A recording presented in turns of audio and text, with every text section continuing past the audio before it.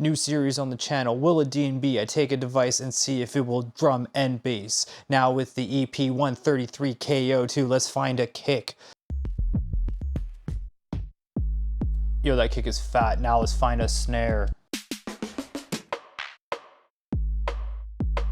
Damn son, where'd you find this?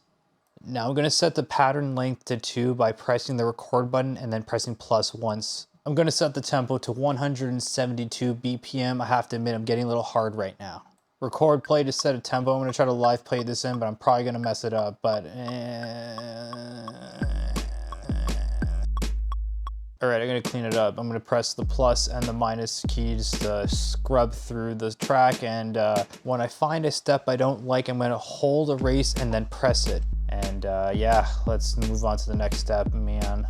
So this genre is called drum and bass. We have the drum, but what about the bass? Yo, that's sounding pretty fat. It's a little too low. Better. That's okay too. I'm gonna add 2 bars to the bass pattern by pressing record and the plus button once. I'm gonna live play this in by holding the record button and hopefully hitting the bass on time.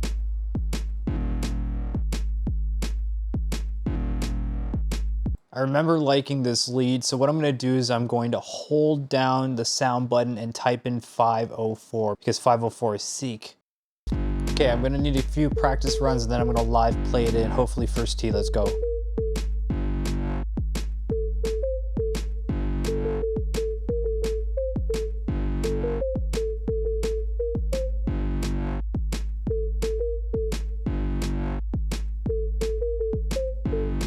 Let's add some hats. Now here's an interesting trick to add in hi-hats. What you can do is press on timing and then hold on the hats and you'll get a nice little repeat here. Let's do it. Now the question is, does this DnB, does the K.O.II DnB, does the 133 EP DnB? Yes. Yeah, it does. I've actually always wanted to create this series, take random devices and see if they will drum and bass, and let me know what device should I do next. Peace out.